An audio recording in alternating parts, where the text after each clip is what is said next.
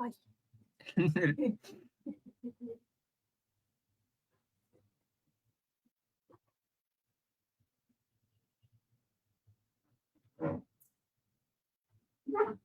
Buenas, hola a todos.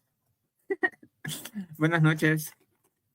Estamos aquí reunidos para hablar de la palabra de Dios. Es primera vez que me ven aquí, también con un tema muy específico, muy delicado, que creo que a todos como cristianos o personas no creyentes somos afectadas en la vida, que es con respecto al sufrimiento. Ahí donde están, vamos a orar, vamos a tomar un tiempo para que Dios nos dé sabiduría y nos pueda hablar por medio de su palabra. Señor, te damos gracias. Te damos gracias por un día más de vida que nos das. Te damos gracias por el pan de cada día. Te damos gracias porque estamos aquí reunidos como iglesia, como hermanos, para poder compartir de la palabra, para poder aprender de ella. Te pedimos, Señor, que nos dé sabiduría, que esta palabra sea de consuelo, Señor, sea de ayuda idónea, Señor, para todas aquellas personas que la necesiten, para todas aquellas personas que se encuentran, Señor, en algún sufrimiento, Señor, en un dolor amargo, que no encuentran sentido a su vida, Señor. Te damos gracias por todo lo que nos das y por todo lo que nos has dado. En el nombre de Jesús, amén. Para comenzar, me gustaría compartir versículos hablando sobre específicamente el sufrimiento, viendo cuál es la definición de sufrimiento según el humano la ha trazado. Y esa definición está dada por el Instituto Nacional de Cáncer. Creo que son personas que en su humanidad saben cómo lo que es sufrir, lo que es perder la esperanza, lo que es sentirse miserable debido a esto. Dice que el sufrimiento se define como dolor físico o angustia emocional, social o espiritual, que lleva a una persona a sentirse triste, asustada, deprimida, ansiosa o sola. Las personas en ese estado también en ocasiones se sienten incapaces de hacer frente a los cambios de la vida cotidiana o aquellos causados por una enfermedad como el cáncer. Los pacientes de cáncer a veces tienen problemas para enfrentar el diagnóstico. Los síntomas físicos o el tratamiento también se llama angustia, estrés patológico y malestar. Esa es la definición física que nos da una institución que se dedica a personas que luchan contra el cáncer. Sabemos que el cáncer es una enfermedad muy grave, una enfermedad que destruye en meses, en días incluso, a personas con una aparentemente salud completa. En ese caso queremos ver y explorar de que en ese mundo vamos a sufrir, independientemente de seamos cristianos o no, vamos a sufrir. Por eso en la presentación tengo ese versículo. Ese versículo está en Job 5:7 que dice: pero como las chispas se levantan para volar por el aire, así el hombre nace para la aflicción. Y en ese caso es de todo tipo. En la vida va a haber de todo tipo de sufrimientos, todo tipo de dolores, todo tipo de angustias, de todo tipo. A medida que uno va creciendo, a medida que las personas crecen, se forman, algunos sufren por algunos familiares que fallecen de maneras inesperadas, otros sufren por enfermedades inesperadas, otros sufren por pérdidas de trabajo, otros sufren por pérdidas de amigos cercanos, quizás por la violencia, quizás por una persona que conducía en un estado de embriaguez. Tantas diversas maneras de sufrir en ese mundo y muchas veces nos deja sin consuelo alguno y nos deja en un estado de tristeza y amargura. Eso lo comparte Job. Sabemos que Job fue una de las personas que más sufrió en la Biblia. Sufrió física, espiritual y emocionalmente. Y todo esto fue permitido por Dios, de las manos de Dios. Y para recalcar, eso es en el Antiguo Testamento. Para recalcar en el Nuevo Testamento podemos leerlo en San Juan 16:33, que dice: estas cosas os he hablado para que en mí tengáis paz. En el mundo tendréis aflicción, pero confiad, yo he vencido al mundo. Esas palabras las está hablando Jesús a sus discípulos y les está diciendo que en el mundo en el que viven van a tener aflicción, en el mundo en el cual están van a tener aflicción y de todo tipo. En este caso, para ellos fue persecución, para ellos fue hambre, para ellos fue desnudez, vergüenza, para ellos fue ser desterrados, por ejemplo, cuando los judíos se convertían al cristianismo y comenzaban a seguir a Cristo en vez de la propia ley de Moisés. Algunos los desterraban, otros los mataban. Tenemos el ejemplo de Pablo. Pablo era un perseguidor de cristianos y era un fariseo de primera, pero se convierte con esa aparición de Jesús y comienza a entender de que todo lo que había vivido, había sabido, era incorrecto y que él sirvió de aflicción para otros cristianos. Por ejemplo, Pablo, si mal no recuerdo, estaba en la puerta o estaba en la parte de la iglesia cuando apedrean a Esteban. Él es uno de los incitadores y él creo que es el que le quita la ropa para que apedreen a Esteban y estén dando testimonio de Cristo, testimonio de Jesús. Pero recalcando en eso, en cuanto al sufrimiento, la Biblia también es más explícita. También dice de que hay sufrimiento que se lo genera el mismo hombre, que viene de la mano del hombre. Para eso me gustaría compartirles Primera de Pedro 4:12 al 19, que dice: Amados, no os sorprendáis del fuego de la prueba que os ha sobrevenido, como si alguna cosa extraña os aconteciese, sino gozaos por cuanto sois participantes de los padecimientos de Cristo, para que también en la revelación de su gloria os gocéis con gran alegría. Si sois vituperados por el nombre de Cristo, sois bienaventurados, por el glorioso Espíritu de Dios reposa sobre vosotros. Ciertamente de parte de ellos es blasfemado, pero por vosotros es glorificado. Así que de ninguno de vosotros padezca como homicida, o ladrón, o malhechor, o por entremeterse en lo ajeno. Pero si alguno padece como cristiano, no se avergüence, sino glorifique a Dios por ello. Porque es tiempo de que el juicio comience por la casa de Dios. Y si primero comienza por nosotros, ¿cuál será el fin de aquellos que no obedecen el evangelio de Dios? Y si el justo con dificultad se salva, ¿en dónde se aparecerá el impío y el pecador? De modo de los que padecen según la voluntad de Dios, encomienden sus almas al fiel Creador y hagan el bien. Creo que con ese versículo podemos tomar la idea de que no es lo mismo sufrir por algo que yo he hecho, algo que yo merezco. No es por ejemplo, sufrir porque yo maté a una persona y debido a esto ahora tengo una cadena perpetua en prisión, a sufrir por algo que no he hecho o por cosas que no he hecho y no entenderlo, pues. Incluso la Biblia habla de esa distinción, de que seamos coherentes con nuestras maneras de vivir, con nuestras maneras de pensar y actuar y no buscarse, incluso dice no meterse en lo ajeno. Muchas veces por meterse en las cosas ajenas, en las cosas que no nos incumben, podemos generar problemas y sufrimiento en nosotros mismos. Y, y es bueno tener esa distinción porque muchas veces hay personas que dicen, no, yo estoy sufriendo, pero cuando medita la palabra de Dios, cuando es reflexiva, cuando analiza, tal vez puede ser que está sufriendo por sus propias consecuencias, por su propia mano, por sus propios pensamientos. Es como, por ejemplo, un cipote llora porque lo dejó una cipota y piensa que es el amor de su vida y ya no se va a volver a enamorar y ya no le haya sentido la vida. Es así, sufre porque quiere y sufre porque no piensa más allá de lo que hay. No piensa con realidad, no medita, no reflexiona. Y eso que tenemos la palabra de Dios para meditar, para traer consuelo y para traer sabiduría a nuestra vida. Ahora el punto aquí es qué hacer en medio del sufrimiento, cómo afrontarlo. Para eso tenemos una guía en Santiago.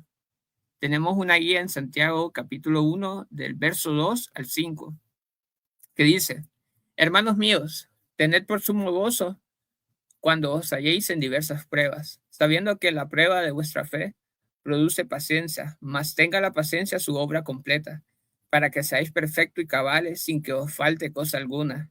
Y si alguno de vosotros tiene falta de sabiduría, pídala a Dios, el cual da a todos abundantemente y sin reproche, y les será dada.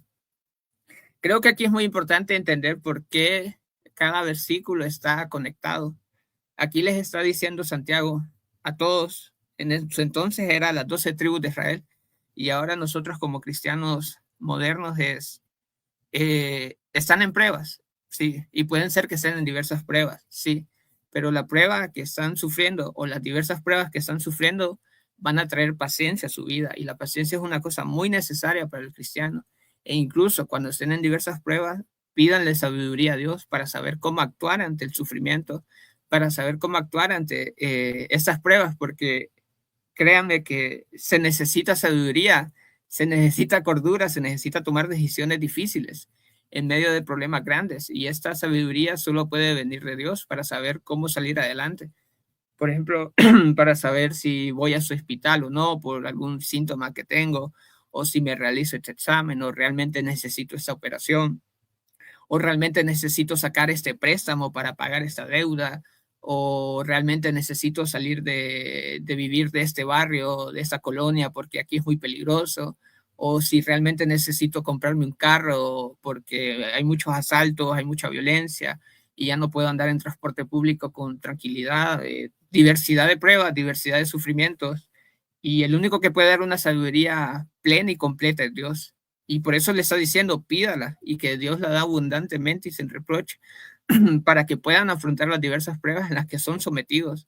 Y claro que el sufrimiento puede producir muchas cosas buenas, pero no se ven al principio. Es muy difícil decir, estoy sufriendo, pero con eso yo sé que Dios me va a hacer más fuerte, me va a hacer vencedor, me va a dar más fe. Es muy difícil decir eso al principio. Al principio es un caos completo, no sabe qué hacer uno, pero incluso la Biblia habla de bienaventurados los que sufren. Y eso puede sonar bien irónico, decir, ¿cómo puede ser bienaventurado alguien que está sufriendo, alguien que está en miseria, alguien que no tiene esperanza? Y sí lo dice incluso en el mismo libro de Santiago, lo dice. Dice en Santiago 5, del 10 al 11, hermanos míos, tomad como ejemplo de aflicción y de paciencia a los profetas que hablaron en el nombre del Señor. He aquí tenemos por bienaventurados a los que sufren. Habéis oído de la paciencia de Job y habéis visto el fin del Señor, que el Señor es muy misericordioso y compasivo. Lo habla Santiago y se refiere a Job. Ustedes vieron a Job, ustedes vieron cómo se mantuvo perseverando en medio del dolor. Sí, Satanás le quitó sus 10 hijos, Satanás le quitó sus riquezas, Satanás le quitó su salud. ¿Qué no le quitó? Solo no le quitó la esposa, incluso la esposa con la que él estaba lo maldice, le dice, maldice a tu Dios y muérete. O sea, Job por todos lados pudo haber renegado, pudo haber dicho, ¿dónde está Dios? ¿Por qué me odia tanto Dios? ¿Por qué Dios trata de esta manera así? Porque cuando comienza el libro de Job dice que era un hombre íntegro y recto delante de Dios. Y es Dios quien está hablando, no es un hombre, es Dios quien está hablando, y Dios es el que conoce todos los corazones, conoce todo sobre todas las personas. Pero sin embargo, él no entendía, él no sabía qué había detrás de todo eso, porque una de las cosas que hace el sufrimiento es que hace que perdamos la cordura, hace que perdamos la esperanza, hace que entremos en depresión, hace que entremos en estrés, hace que no nos importe nada, hace en una actitud de conmiseración o de autocomiseración, esa actitud de que estoy sufriendo y esto es culpa de todos los demás, y todos los demás tienen la culpa de que yo esté sufriendo y de que yo me sienta así. Y es todo eso porque somos humanos, somos frágiles, somos débiles. Hay gente que pues tiene más paciencia, hay gente que tiene menos paciencia, hay gente que es iracunda, hay gente que de diversas maneras fue. Y todo eso es normal, pues somos seres humanos, nos quebramos, somos débiles, lloramos, reímos, tratamos de levantar cabeza cuando las cosas salen mal, tratamos de tener esperanza cuando todo va mal, y así sucesivamente. Pero hay una relación también importante del sufrimiento, que es que se tiene ese pensamiento, no solo actualmente, sino que antes en el Antiguo Testamento y otras personas tenían ese pensamiento de que si alguien estaba sufriendo es porque había hecho mal. Si esa persona estaba sufriendo es porque había hecho cosas malas, es porque, no sé, rendía su vida al demonio, o daba a sus hijos en ofrenda a dioses paganos, o no hacía las cosas bien. Siempre se tenía ese pensamiento de que toda enfermedad o toda situación difícil, de angustia, de miseria, estaba relacionada o era proporcional esa relación de entre más mal o más contrario actuaba yo a la palabra de Dios, ese iba a ser mi cantidad de sufrimiento que iba a tener. Y estaba el otro pensamiento, que incluso los amigos de Job son los que le mencionan, de que aquel que se levanta de mañana y le ruega a Dios, aquel que se levanta de mañana y le pide a Dios y hace las cosas bien y le adora a Dios y le ofrece holocausto, le da ofrenda, ayuda al pobre, ayuda al necesitado, al huérfano, a la viuda, le va bien. Entonces se tenía esa relación directa de que entre más contrario yo vivía a la palabra de Dios, más iba a ser mi cantidad de sufrimiento. Y entre más conforme a la palabra de Dios vivía yo, este iba a ser mi bienestar en la vida. Este iba a ser mi buena manera de vivir. Dios me iba a bendecir más. Y realmente ese pensamiento se va desmontando, esa teología se va rompiendo cuando tenemos el ejemplo del Nuevo Testamento de dos personas enfermas que se los leo ahorita. Uno es del paralítico de Bethesda, que está en Juan 5, del 1 al 14, y se los leo. Después de esas cosas había una fiesta de los judíos y subió Jesús a Jerusalén. Y ahí en Jerusalén, cerca de la puerta de las ovejas, un estanque llamado en hebreo Bethesda, el cual tiene 5 pórticos. En eso yacía una multitud de enfermos, ciegos, cojos y paralíticos, que esperaban el movimiento del agua, porque un ángel descendía del tiempo en tiempo al estanque y agitaba el agua, y el que primero descendía al estanque, después del movimiento del agua, quedaba sano de cualquier enfermedad que tuviese.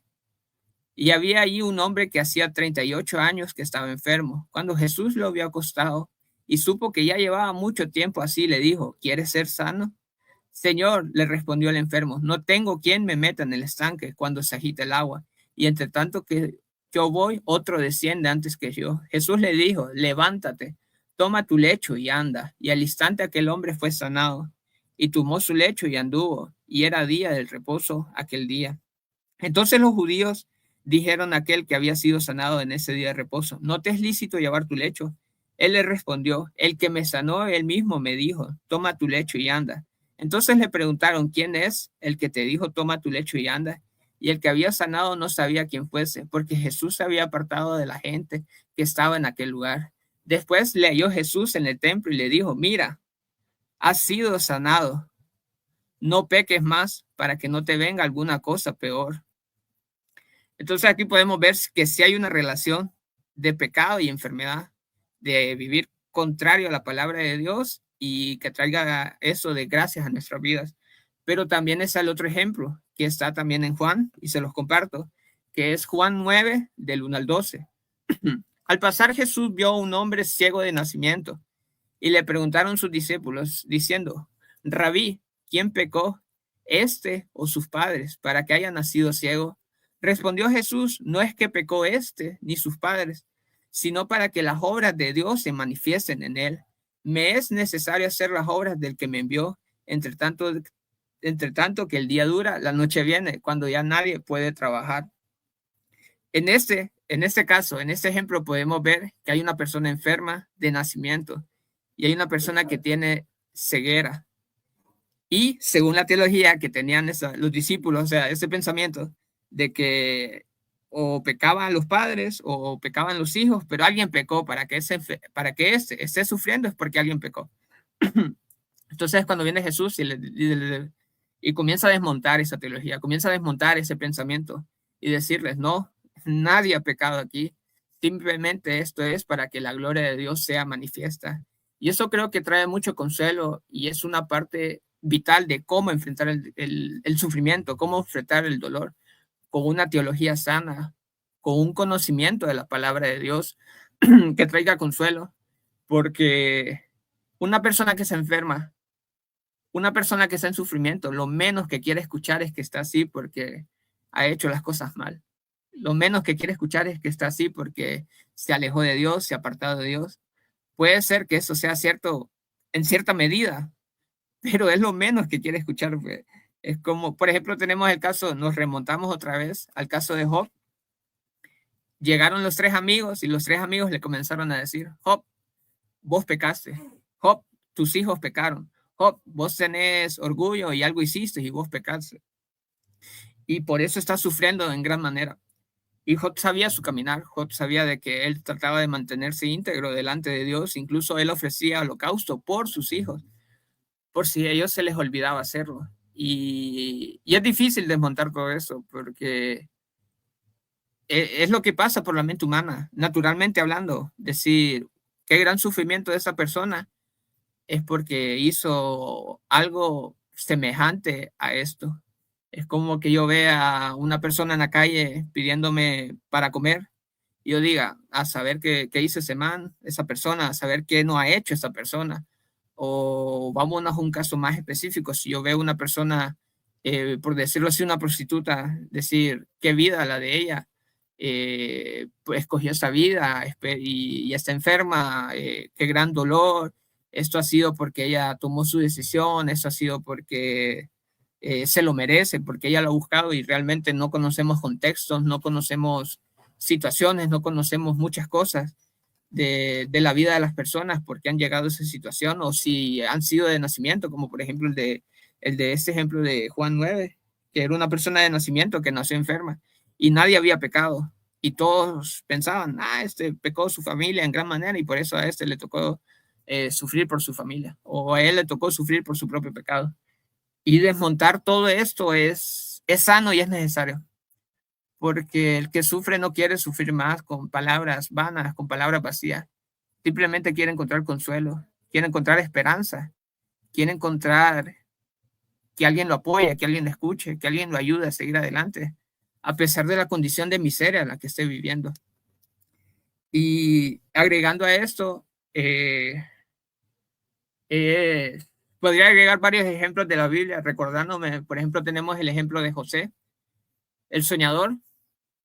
A los 17 años, él es vendido, él es traicionado por sus hermanos, luego es vendido como esclavo, luego es puesto en prisión. Y si vamos leyendo todo el relato, uh, nunca vi que hizo algo mal él.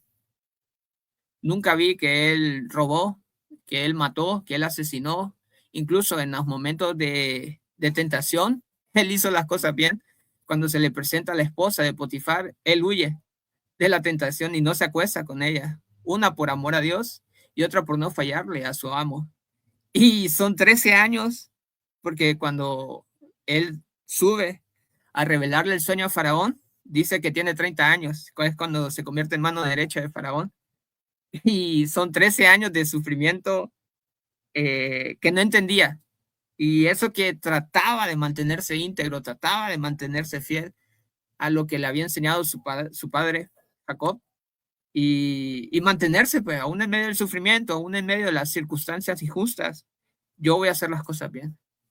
Ese en cuanto al ejemplo de José, de que tenemos un sufrimiento que para él no le entendió hasta que llegó a la meta, al propósito de Dios. Pero, por ejemplo, tenemos ahora a David. Sí, él al comienzo, el profeta Samuel lo unge y él es el segundo rey de Israel, pero en eso Saúl comienza a tener envidia de él porque él mataba a más personas, hasta los cánticos de las personas lo hacían. Él era mejor guerrero en todo aspecto, él escuchaba la voz de Dios porque Saúl por desobedecer al profeta Samuel pues le quita el reino a Dios y se lo entrega a David. Pero vamos al punto donde él comete el pecado del adulterio con Betsabé. Él primero toma la esposa de alguien y luego ponen una carta a que Urias lo pongan enfrente de la batalla para que lo maten. O sea que él adultera, miente y se convierte en homicida. Y cuando llega el profeta Jonatán y le dice, le dice la parábola de las ovejas, de que había un hombre rico que tenía muchas ovejas y había un hombre pobre que solo tenía una oveja. Y el rico vino y le quitó la única oveja que tenía el pobre. Le dice, ¿qué merece esto? ¿Cuál es el castigo por esa persona? Y le dice que 4 veces debe pagar lo que ha hecho. Y justamente eso le pasa a David. El bebé con Betsabé muere El hermano viola a la hermana. Absalón mata al hermano que viola a la hermana y Absalón lo quiere destronar de su reinado. Y vemos un sufrimiento tan profundo, pero es un sufrimiento que él mismo se generó, por así decirlo, porque sabemos que Dios es amor, que Dios es misericordioso, sabemos que Dios tiene misericordia, que es cuando incluso David escribe el Salmo 51, ten piedad de mí, oh Jehová, conforme a tu misericordia y a la multitud de tus piedades. Pero también Dios es justo, también Dios castiga. Y esa parte de ese juicio, de ese castigo, fue todo eso que trajo a la vida el entendimiento de que lo que había hecho estaba mal, que fue grave. Y así sucesivamente. Y podemos poner muchos ejemplos de la Biblia. Por ejemplo, podemos poner el ejemplo de Noemí y Ruth. Noemí se queda sin esposo y se queda sin hijos. Y la única con la que se queda es con Ruth. Incluso ella en el libro dice que se cambia el nombre a Mara, porque Dios me ha amargado, porque el Todopoderoso me ha afligido.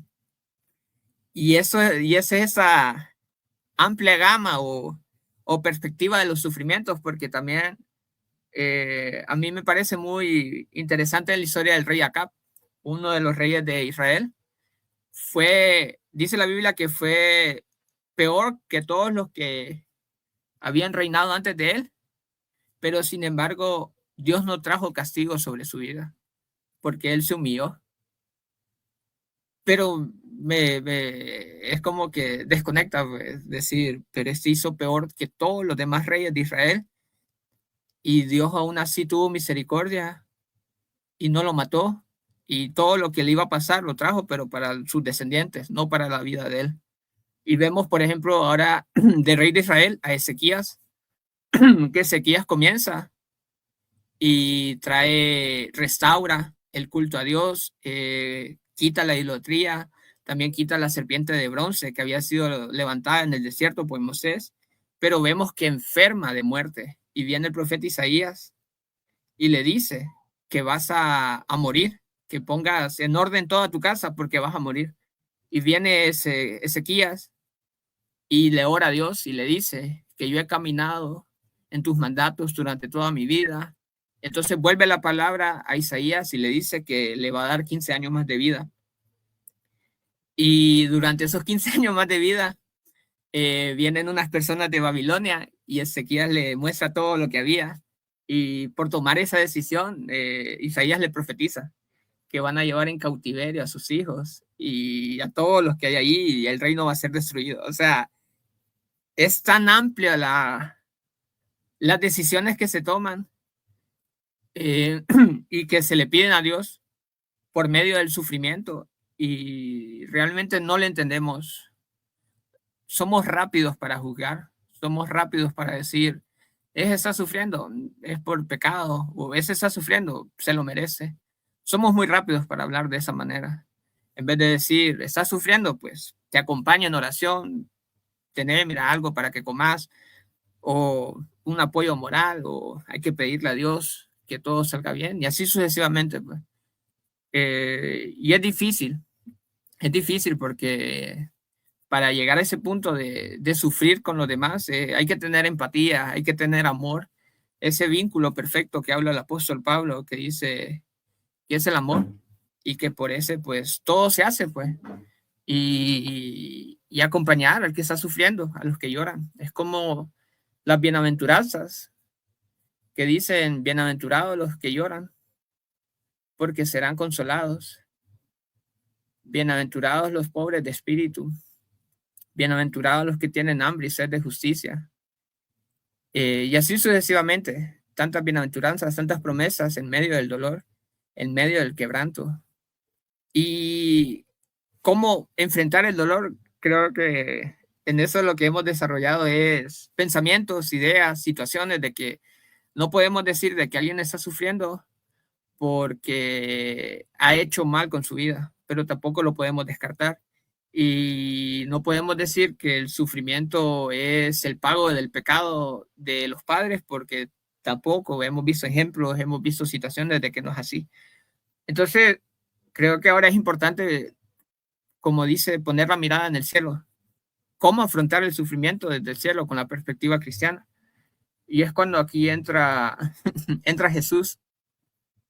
Y es bien, es bien grande todo este concepto, toda esta idea, porque para comenzar tenemos un mediador, como lo dice en Primera de Timoteo 2:5, porque hay un solo Dios y un solo mediador entre Dios y los hombres, Jesucristo hombre. Y es importante entender qué es el concepto de mediador. Mediador es aquella persona que está en medio de dos bandos y esa persona lo que quiere es conseguir lo mejor para para los dos ambos en este caso.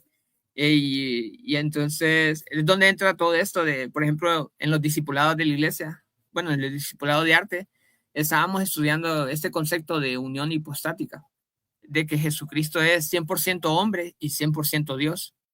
Entonces es el perfecto mediador para los hombres y para Dios.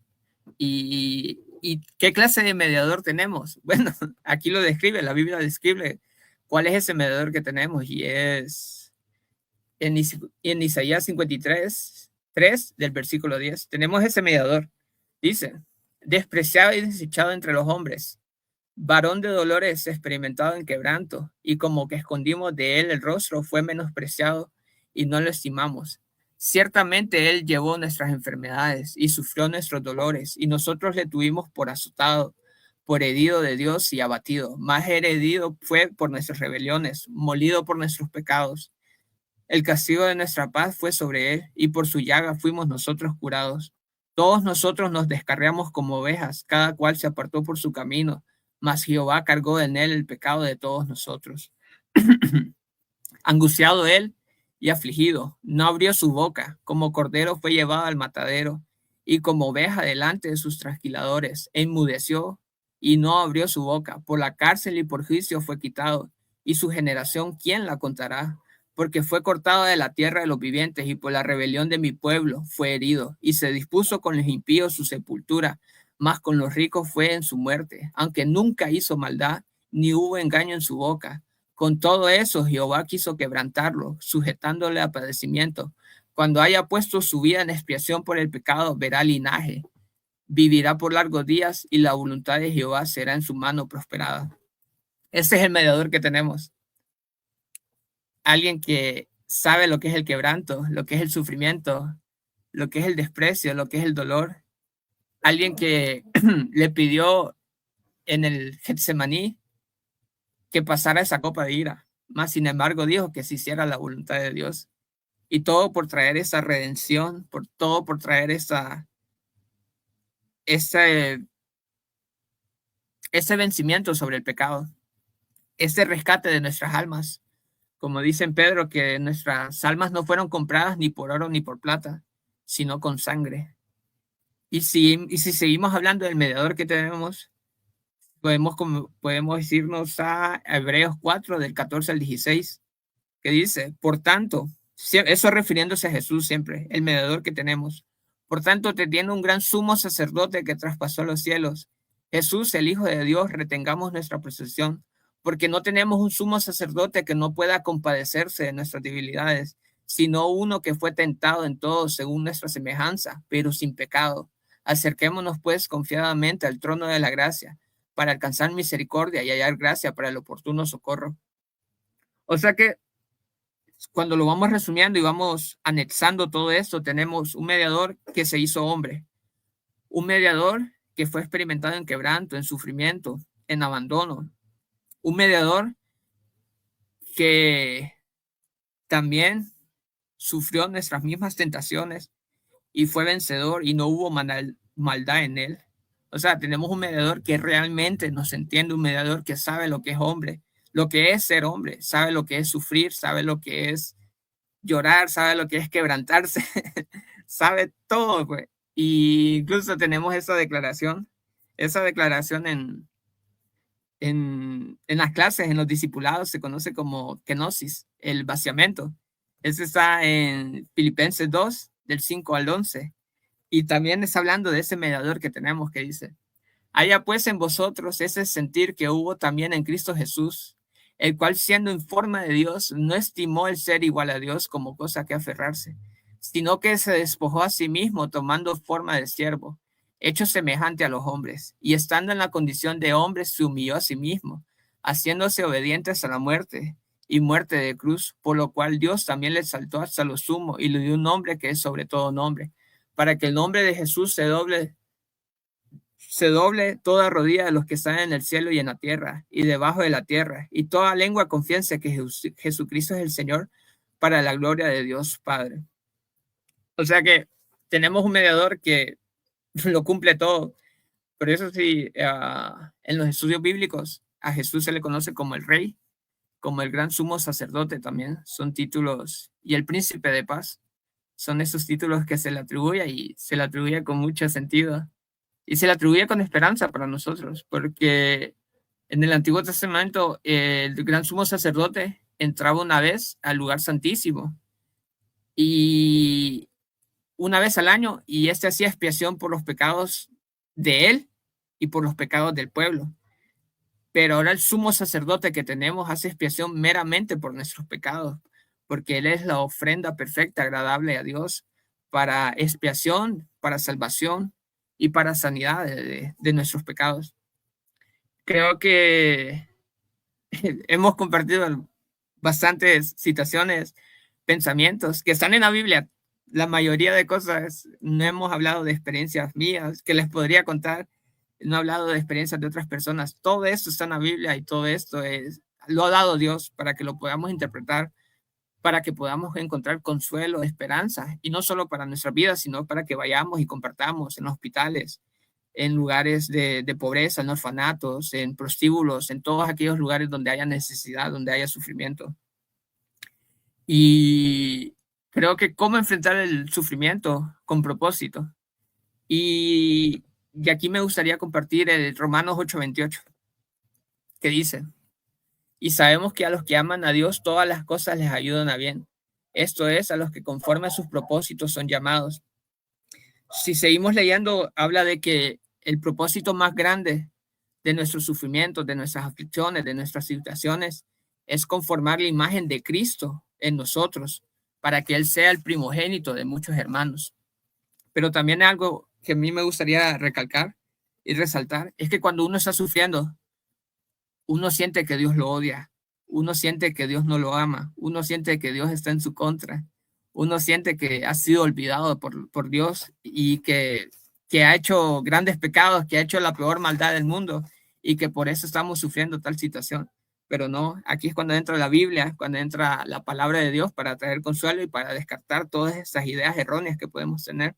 Y es cuando dice Pablo, después al final dice: por lo cual estoy seguro, Romanos 8:38, por lo cual estoy seguro de que ni la muerte, ni la vida, ni ángeles, ni principados, ni potestades, ni lo presente, ni lo porvenir, ni lo alto, ni lo profundo, ni no otra cosa creada nos podrá separar del amor de Dios, que es en Cristo Jesús nuestro Señor. Y si leemos el versículo, perdón, el 35 es lo que les decía: ¿quién nos separará del amor de Cristo? Tribulación, o angustia, o persecución, o hambre, o desnudez, o peligro, o espada.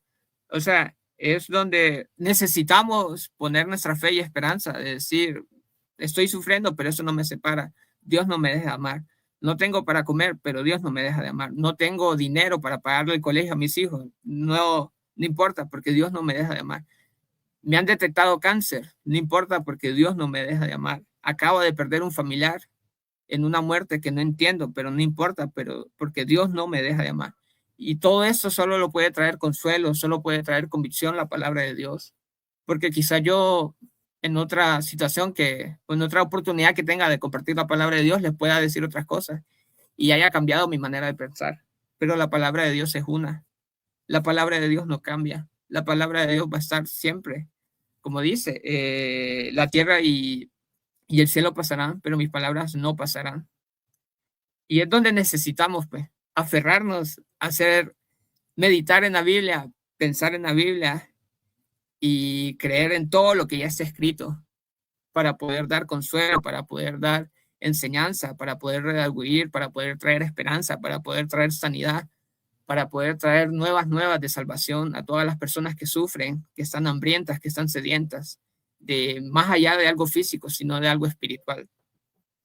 Y terminando esa oportunidad de mensaje, cómo enfrentar el sufrimiento, creo que la gran promesa y la gran promesa que tenemos como cristianos para nuestras vidas, que va más allá de todo, es la que está en el versículo del póster de Conectados con Dios, que es Apocalipsis 21:4.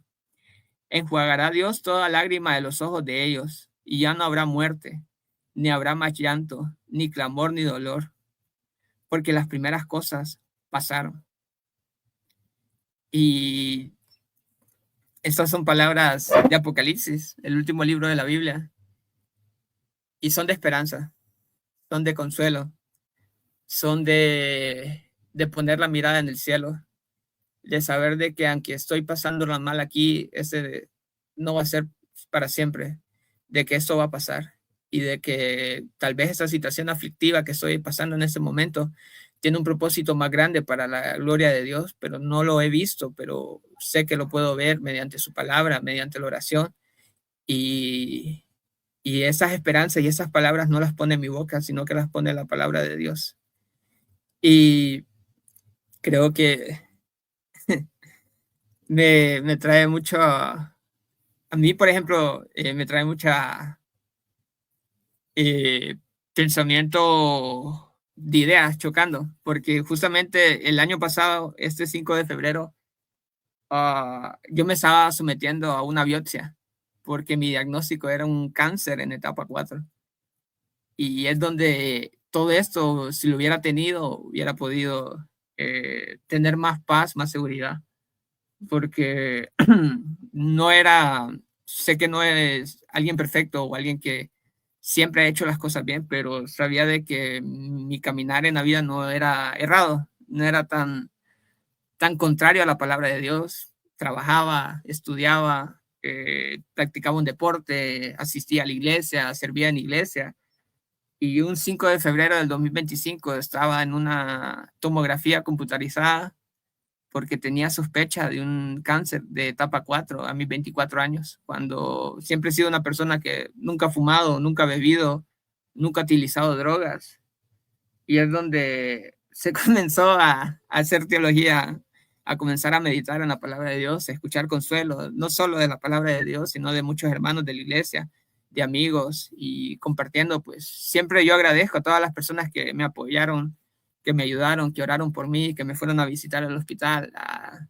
Son situaciones tan irreales, tan difíciles de superar, pues, porque uh, nadie espera estar hospitalizado 72 días siendo tan joven y teniendo una vida plenamente sana, pues tratando de vivir conforme a la palabra de Dios. Sí, entiendo que tenía mis defectos, tenía mis errores, pero todos esos van madurando con el tiempo y conforme uno va escuchando y creciendo la palabra de Dios. Pero es necesario hacer teología, hacer meditación, orar por los enfermos, ayudar al que está necesitado y creer que en medio del sufrimiento, en medio del dolor hay esperanza.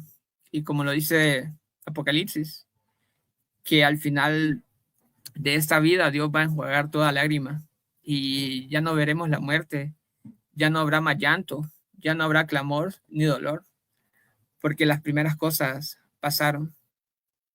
Entonces, es bonito encontrar esperanza aún en medio del dolor, pero es difícil.